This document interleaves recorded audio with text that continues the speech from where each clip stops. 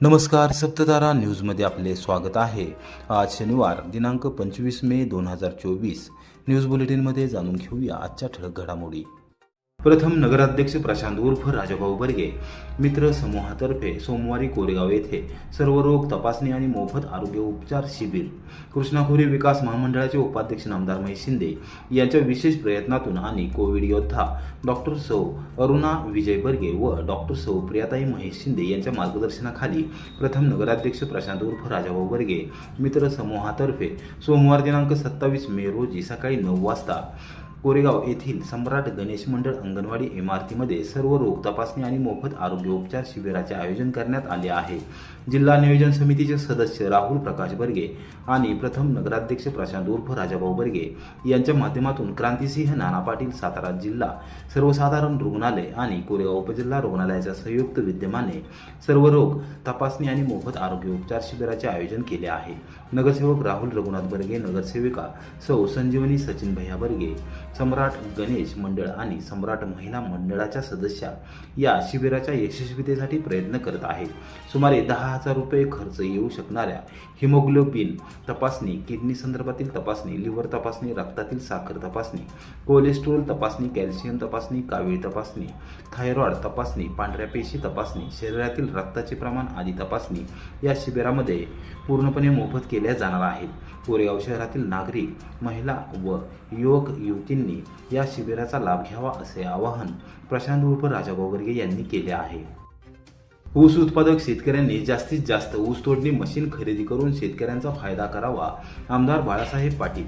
2 ऊस तोडणी मशीनचे पूजन।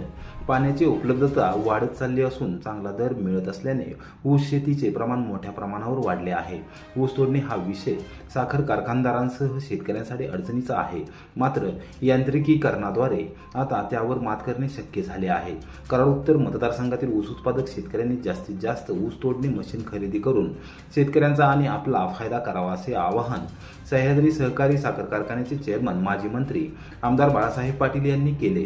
शहापूर तालुका कराड येथील माजी सरपंच ताजुद्दीन मुल्ला व त्यांचे भाचे व तारगाव तालुका कोरेगाव येथील प्रगतशील शेतकरी आसिफ मुल्ला यांनी नवीन खरेदी केलेल्या 2 ऊसतोडणी मशीनचे पूजन आमदार पाटील यांच्यासह मान्यवरांच्या हस्ते शनिवारी सायंकाळी 6:30 वाजता करण्यात आले।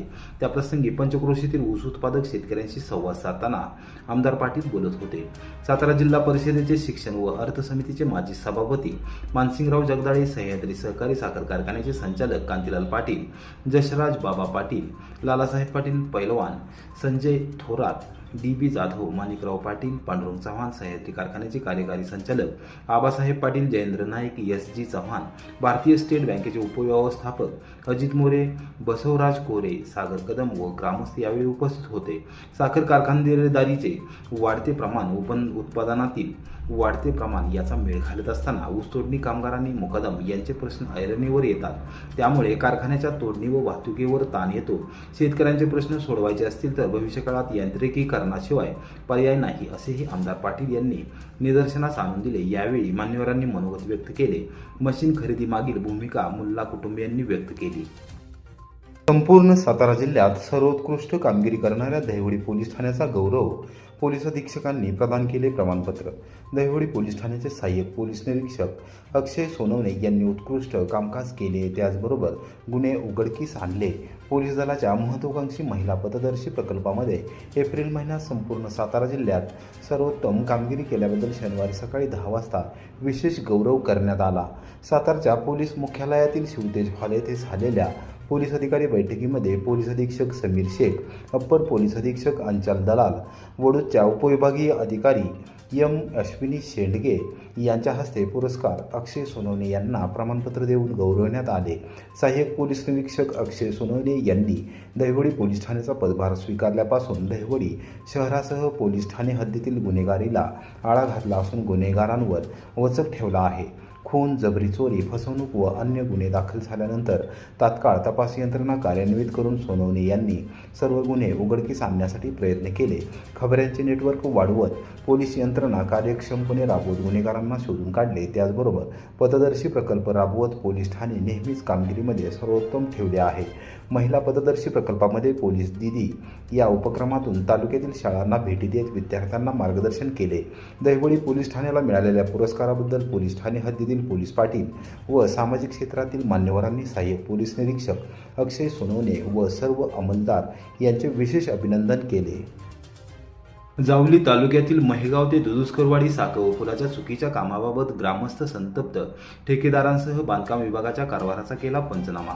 ठेकेदाराच्या आडमुठ धोरणामुळे जावली तालुक्यातील महेगाव ते दुधुसकरवाडी साकव पुलाचे काम अत्यंत निकृष्ट दर्जाचे झाले आहे.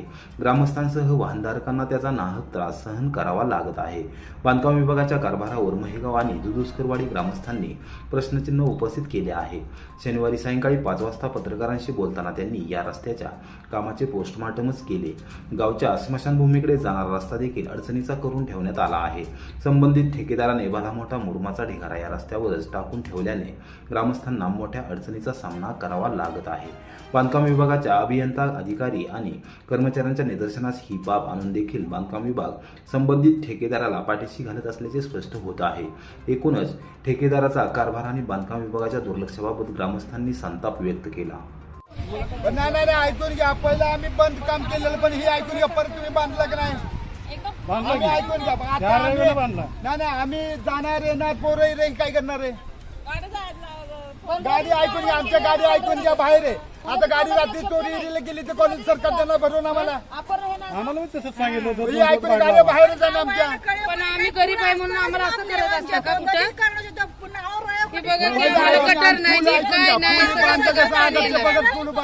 आम्हाला गाड्या लावायला पण जागा नाही, काय नाही.